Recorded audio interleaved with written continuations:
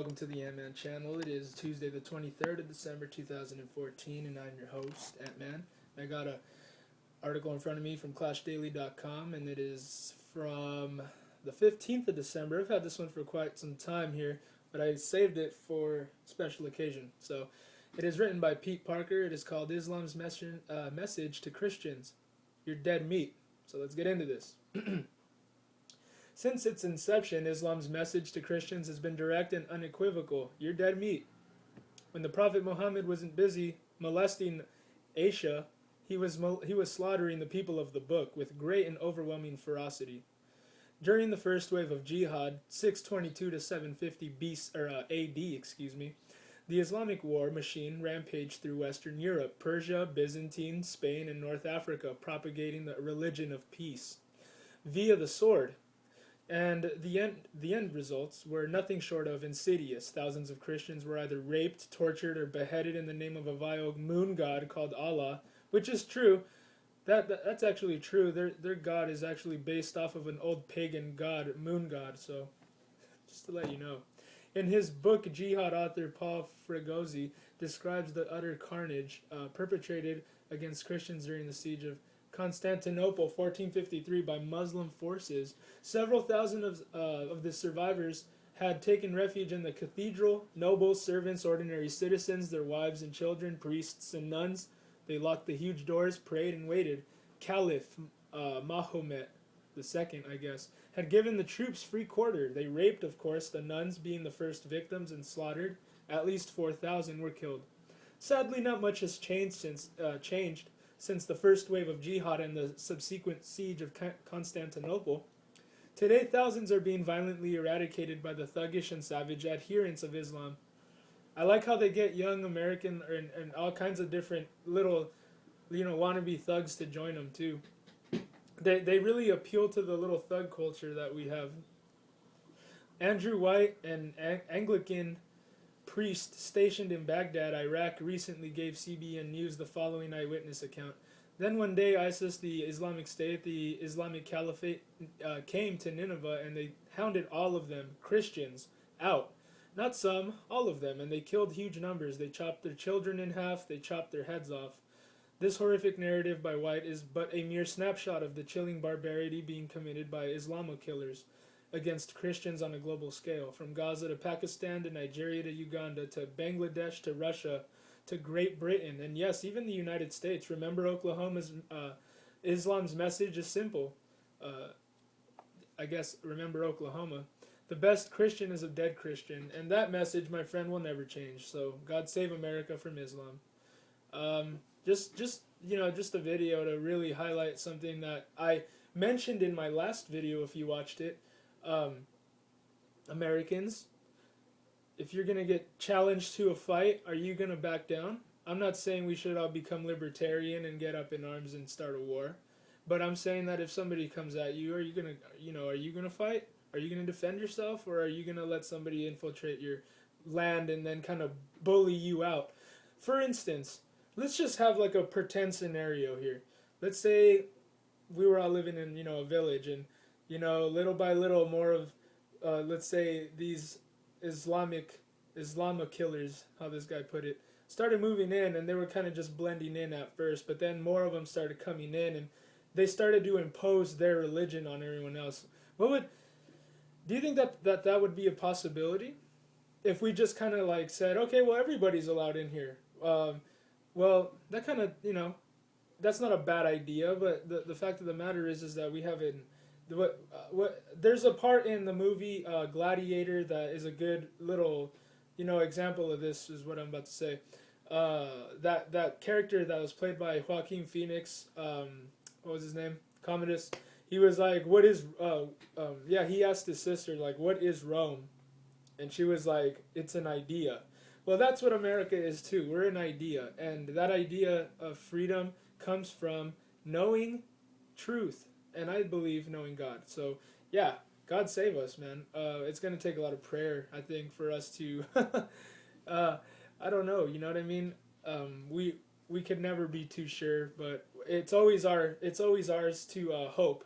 That's our right to hope, of course. We have every right, and it's a blessing and and a privilege, I guess, that we have, that we should hope for God to do miraculous things, and that would be cool, because I think that living in a time like 1776 would be amazing. Like where you have kind of a rise in spirituality and a kind of rise in the spirit and patriotism and the sense of belonging to something that is as great as this country.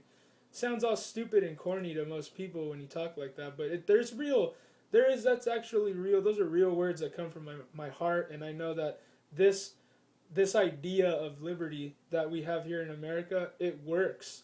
And if we go back to it, we could go back to being prosperous and having a lot of wealth and having a lot of freedom. And, um, you know, if we can continue to give government the power, they'll just continue to make more regulations, because that's all government is for. All government does is make regulation, policies, and whatnot. They don't do anything other than that, and you can't expect them to handle every single problem. And the kind of weird and trippy thing, I guess you could say, would be that they try to suggest that on us, like, hey, be assisted by us, hey, and it's kind of like, why would the government want to be so, friendly, I guess, if you want to put it that way. Our founding fathers made it very clear that the government would be something that is intrinsically gonna go out of control if you don't pretty much maintain it the way that they wanted you to, by following the Constitution. Now, nowadays, man, we could call that whatever we want, and it's really a shame. But when we actually do go by the rules, everything goes well, man. But when we kind of like glorify being a rebel and being against and I'm not totally establishment. I'm not going. I'm not pro. You know what I mean? Government, I guess. But I'm neither one. I'm neither rebel nor. I'm just kind of like, you know what I mean? Pilgrimaging here. And I just kind of think like, well, I see the Constitution as a cool, symbol. There like hasn't been a cooler, more powerful document since probably Magna Carta or something, and that was all inspired by the Word of God, and it really was. It's not based on it, but it's inspired by it, and because if it was based on it, we probably wouldn't have a president. We wouldn't have all of this, Congress and all this, but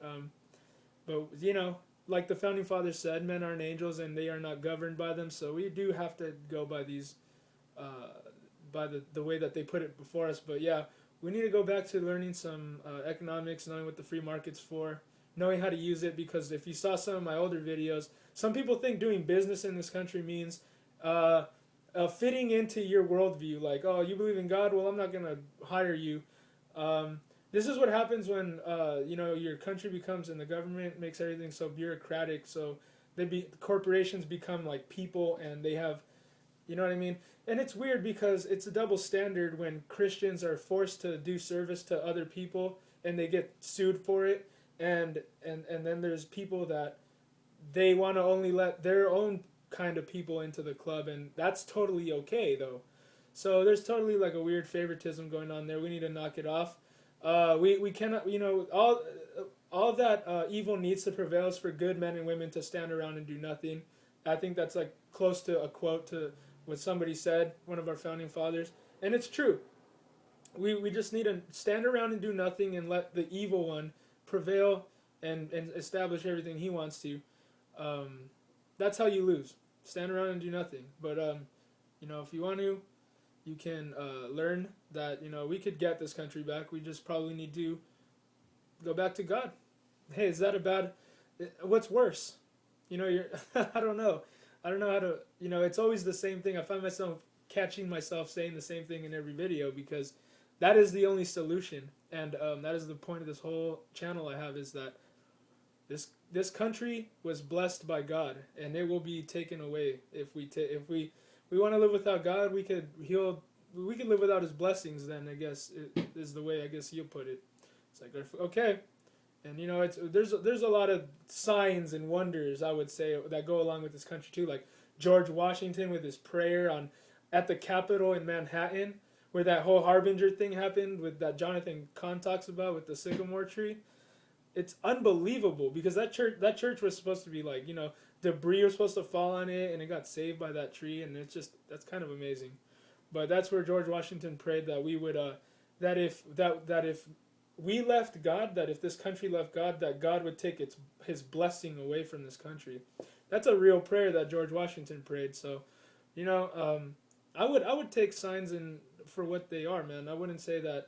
I mean, if you got into being any type of investigative anything, whether it goes with being a detective or a journalist or whatever, and you'll see, man, that everything has like some kind of purpose and meaning. Nothing happens by coincidence. Almost, it's supernatural, if you will. But anyways, subscribe to my channel if you've never been here before. God bless you and have a good day.